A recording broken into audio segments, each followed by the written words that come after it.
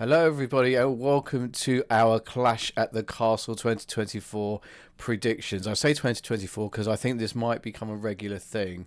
Whether it's called Clash at the Castle, maybe not. It's hard to tell, but they will be doing an annual event within the UK. Hopefully, we'll get bigger pay-per-views, but at the moment, we've had to just be happy with Money in the Bank and Clash at the Castle. So we're going to go through the match card as always. We're going to be making our predictions. There will be no surprise predictions from the co-host on my behalf. I don't know what you're talking about. I was robbed. It was in black and white that predictions were made. I demand a recount. Okay, Donald. So we are we're actually it's this weekend. It is. I've got your chair here. I've just reassembled it because it did fall apart in my hands, so I went to lift it up the first time. It wouldn't be cheap if it wasn't breaking apart when someone touched it. So yeah, it's going to be this weekend, this Saturday. We are recording this on Thursday, so in 2 days' time, we will be welcoming the WWE Universe to Glasgow, and it's not England. It's Glasgow, Scotland. We'll talk about this probably more in the podcast. But what are you looking more forward to? Clash at the Castle or the Euros kicking off tomorrow? Euros. I'm sorry, you can't ask me. Okay, something that happens once every 2 years. Every 4 years, right? I'm thinking about the World Cup as well. So that's 2 years in between major tournaments. You can't say, are you happy, excited for something that happens every 4 years, or technically a B show for WWE? Just imagine the scenes in Glasgow, Scotland, when Scotland beat Germany tomorrow in the opening match. Pretty sure that's not. Pretty sure that's not. That's not even. That's not a prediction. That's not a prediction. No. Right, let's get into it. let's stop shitting on Scotland's the football team, and move on, because we're not going to win shit. Right, so it's a 5-match card, which again, very very popular decision among the entire WWE universe. Shorter cards, but better quality matches, longer matches as well. Lots of storytelling within. I think that is an absolute plus. From the Triple H era. The poster for the event, absolutely awesome. It makes it feel like a big pay-per-view. I love that. Absolutely love that. With Drew on the cover of the poster. Of course it would be Drew. Of course. So do we want to run through the entire card first and then go through each match, or do you want to just do it as we go along? Let's just do it as we go along. We'll save time. Okay, I don't know. I don't think I've got the match order. Okay, so I'm just going to... You're looking at CBSS Sports. I am. Okay, I was going to say it's probably bottom up. Yeah, they're probably doing it that way, but we'll just go through it my way. If I've missed a match, tell me, but I'm pretty sure I've got the whole thing here. Should be 5 matches. Okay, so Bailey versus Piper Niven.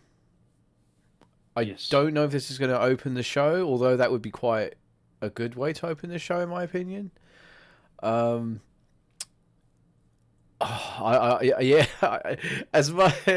terrible, isn't it? Because we can it's going to be like Backlash all over again. So I'm going to go with Bailey retaining again. Long story, shouldn't be cut short at a B show. As horrible as that might sound, but I love what Chelsea Green and Piper Niven have been doing. This is really good progression from them, character-wise and everything. But I can't see, especially with SummerSlam around the corner as well. That makes it so much harder. So I'm gonna go with Bailey retaining here. No, I agree. I'm just gonna change my background because I think I've gone blurry. So I'll do that, and you can see my new green wall. Yeah, no, I agree. I think Bailey will win here. This seems to me like the setup for Bailey versus Nia for SummerSlam, which we know we're getting because Nia won the Queen of the Ring. Yep. So we don't know who it'll be against. Like we said last week in the podcast, you can check that out. That I think that Piper Niven and Nia Jax would have been a fantastic match, but I feel like this is like, how can Bailey do against a bigger woman in Piper Niven? And then so it'll be like a first real test, and then she'll go up against Nia in SummerSlam. Yeah.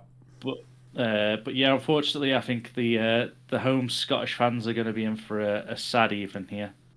Unfortunately, so I think Bailey's taking this one and retaining. Yeah. Yeah, it just seems that way. You can't really get around it. The next match, it's a tag match for the women's tag, because that still exists. Zoe Stark and Shayna Baszler are going to take on Jade Cargill and Bianca Belair, who I believe at this point are undefeated. Yep. Yeah. As much and have you not got the full match there? You've only said two other teams. It's a triple threat. Is it a triple threat? Oh. Yeah. You've also got Alba Fire and Isla Dawn, two Scottish gals. Oh, okay. From Glasgow, the hometown gals. Okay. Well, that's my mistake for missing them out. They're not listed here on this. It just says tag match, so I just assumed it was a 2v2. That's okay. I think it's going to be a good match. I think we're going to see a lot of very inventive stuff that we haven't seen on the main roster yet. But it's just, again, I love Shayna Baszler, and I just would love for her to have another run as champion.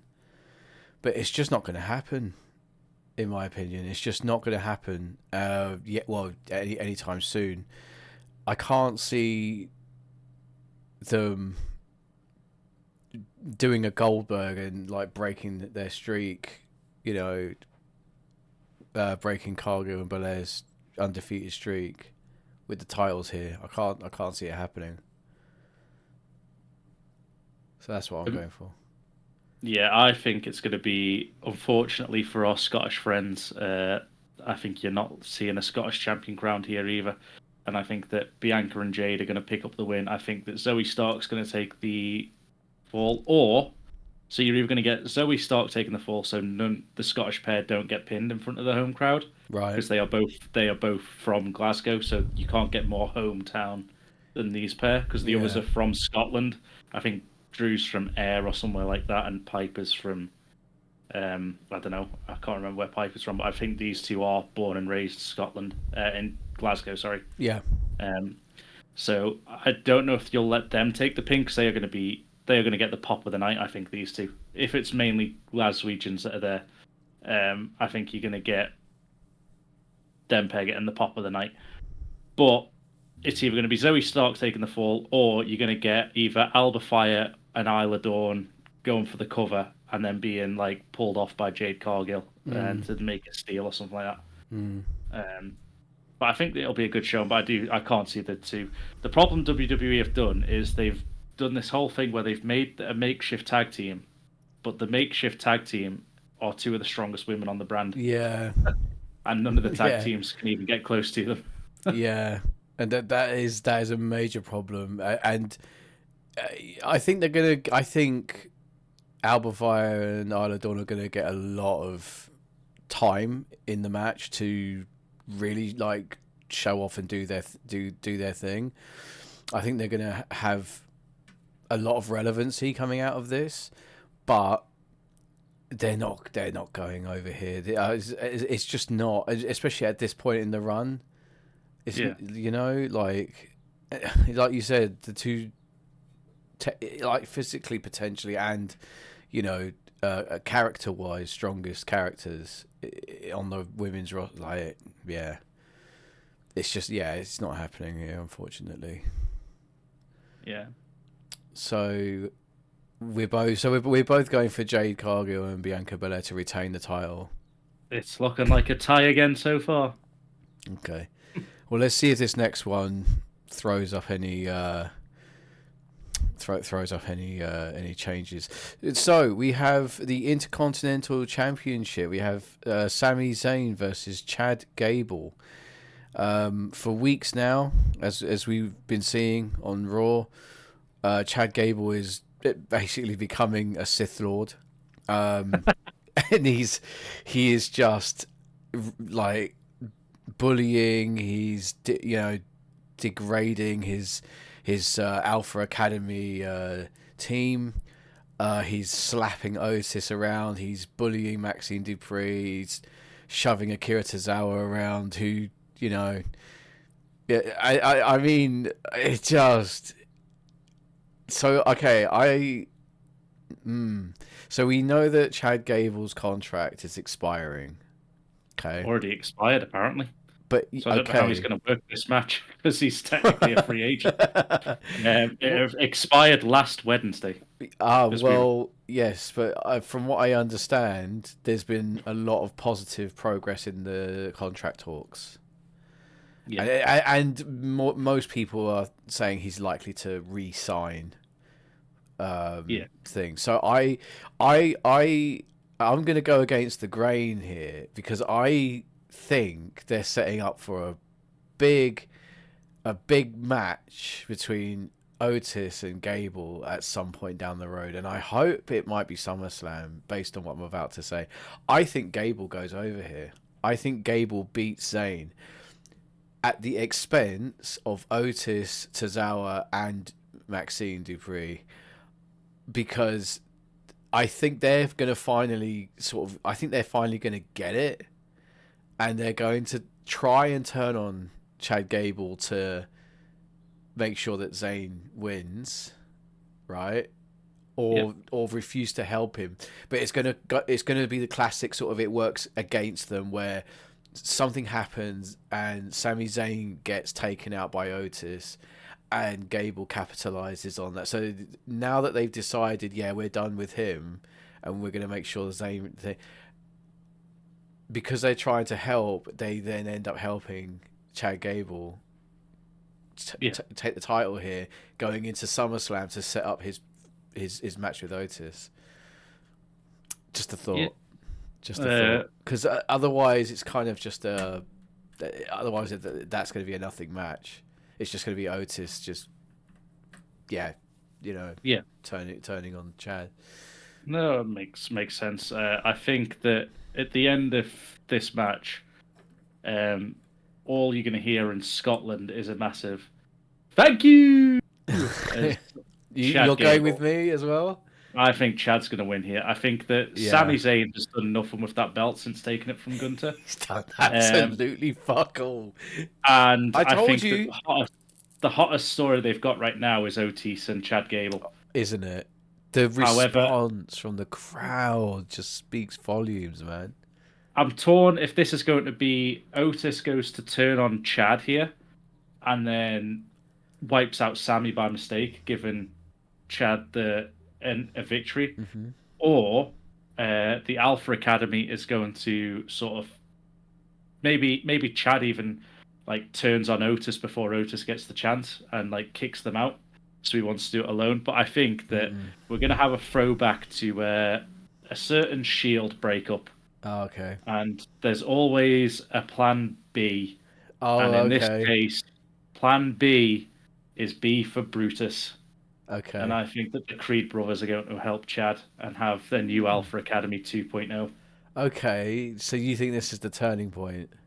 I think, he's going to get rid of the old ones that haven't helped him and have a plan B, which is Brutus and Do you Julius. not think that might be better suited for a larger pay-per-view? No, because I think that at the minute, I think, and we'll get to it later on, but I feel like this is going to be one of the big pops of the night, not pops exactly, because as much as Chad's being an arse, people just like respect Chad. He's insanely talented. Oh yeah, so absolutely.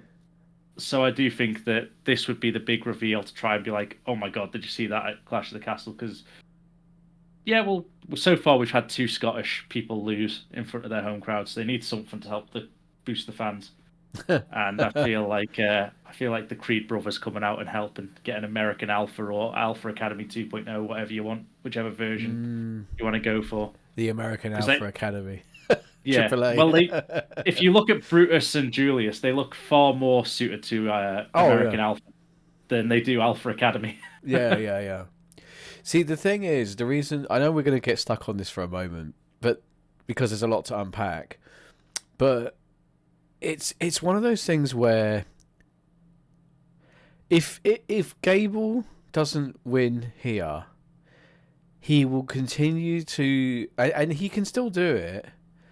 It's just in a different way. Like so at the moment he is like berating them like and everything on Raw and stuff, and it's getting to be the same thing each time.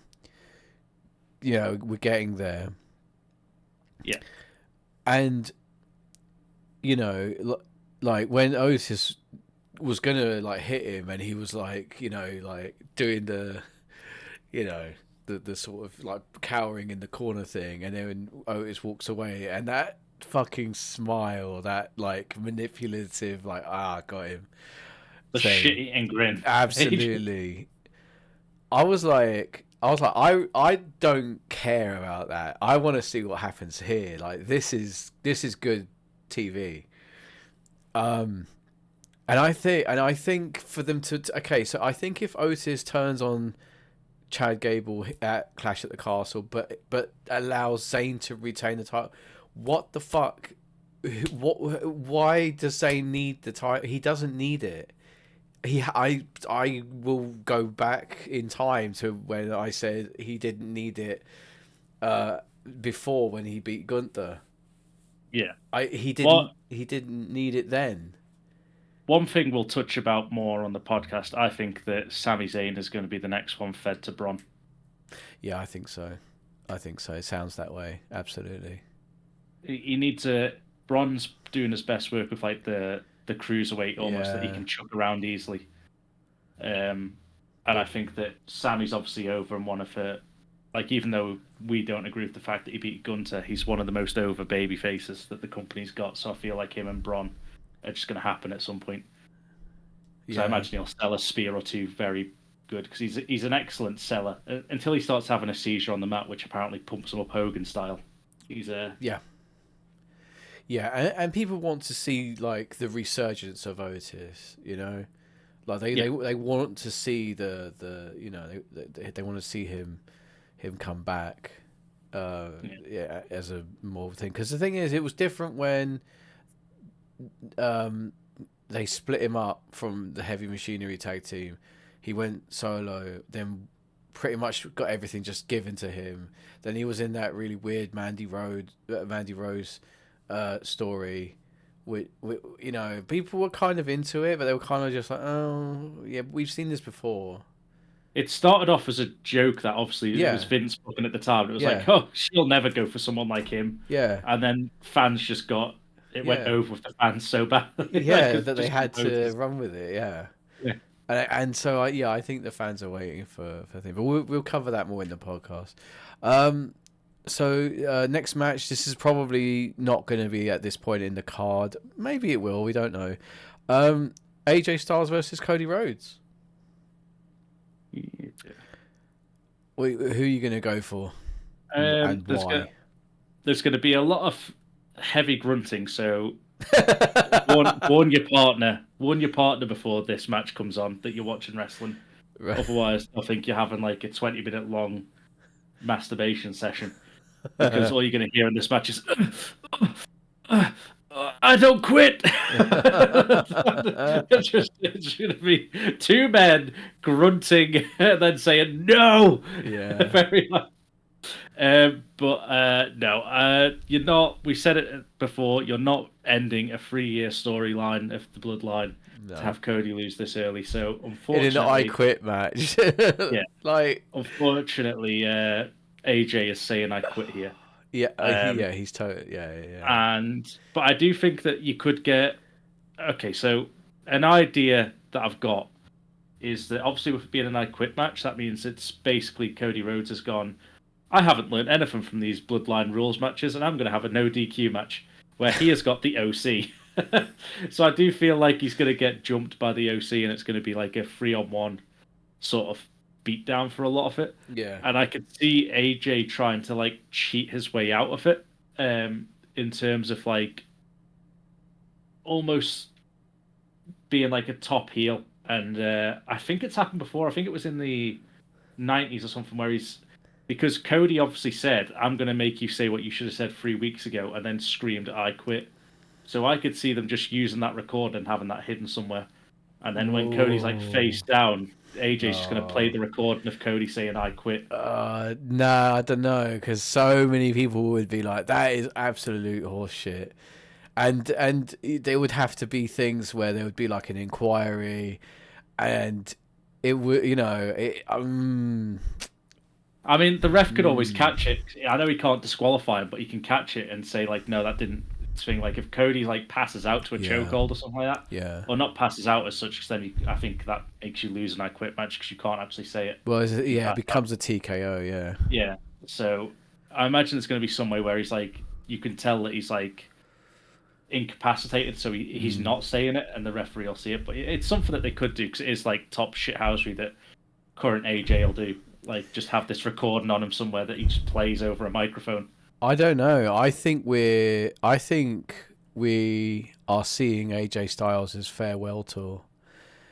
I think Styles. I think Cody wins. Styles says that he quits, and I think he uses that as his thing going forward. Has been like, I said it in a match.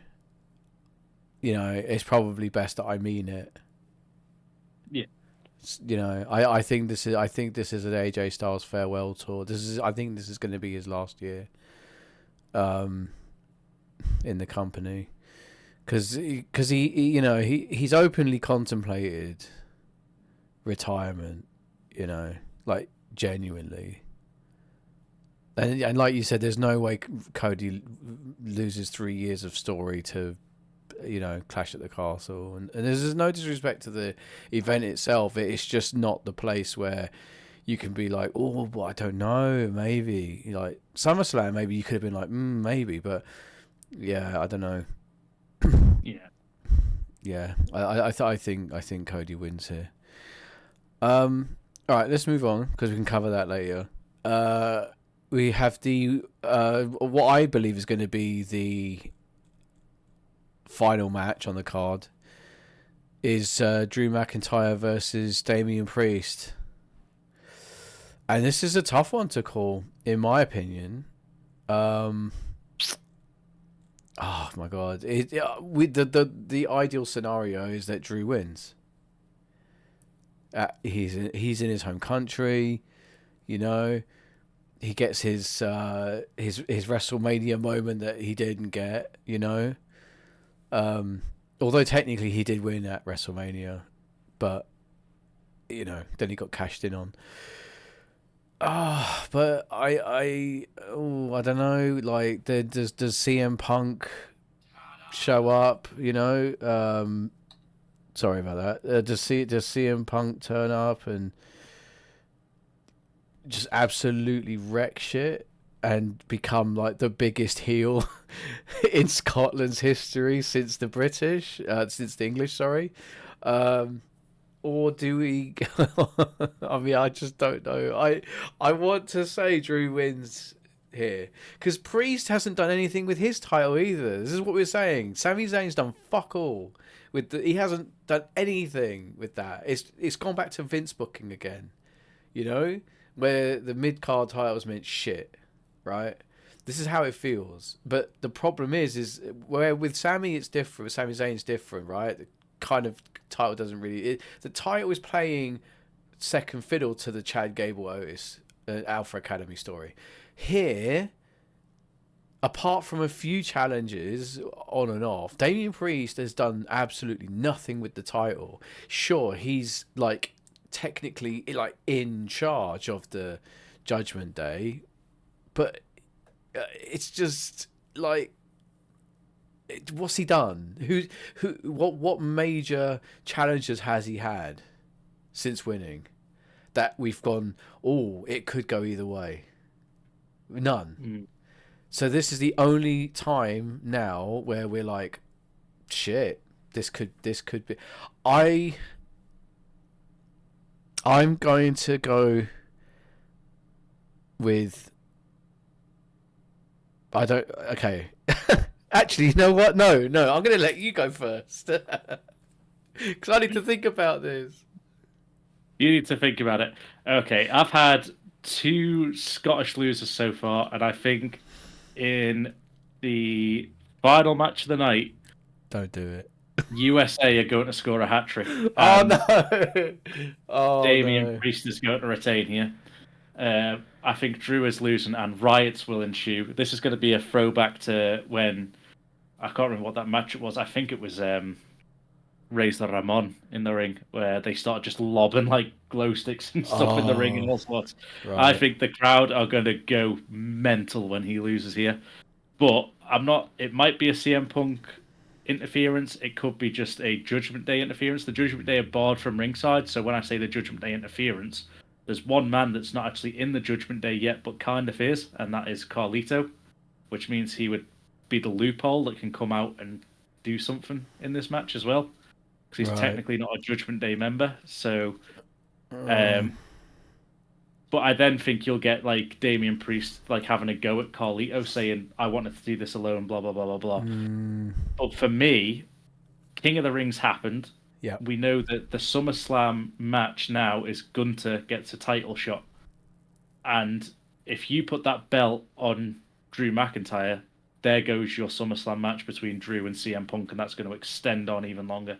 And I think they want that blown off at SummerSlam, or at least have a match at SummerSlam if it's the first of 3 in a rubber band match sort of thing. Then I think that they need to have Drew versus CM Punk at SummerSlam, which they can't do if Drew McIntyre wins here and has the title. Right. However, I do think that if Drew loses this tonight, or Saturday night, at the time of recording, I feel like he might win the Money in the Bank. Why, though? Why? Because then he can cash in. He's still doing the good pay, like he's still doing good promos and stuff like that.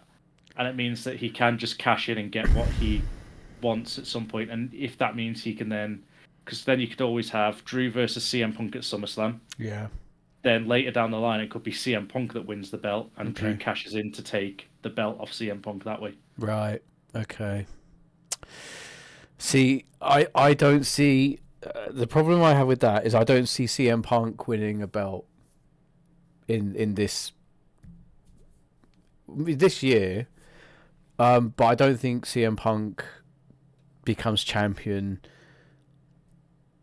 in this reign of his. I think his part in the machine is to enhance everyone else.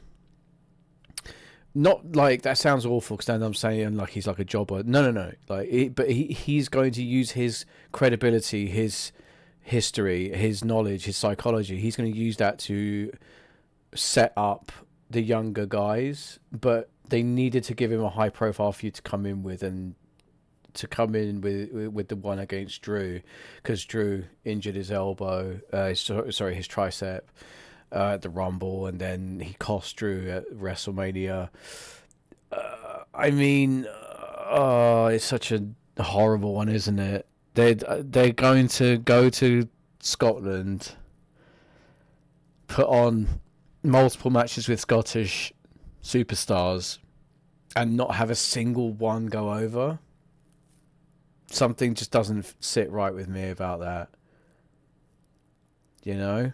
At least at like Money in the Bank, the Usos beat Reigns and Solo Sikoa, so that was what people were looking forward to. So they can't. I mean, oh Jesus! I'm gonna say Okay, right. I know I said that Punk won't get a title. I'm changing my mind here.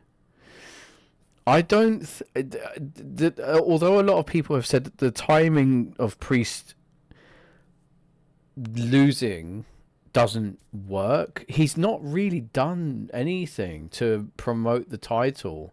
Seth was like the unbeatable champion he was the inaugural champion. Yeah.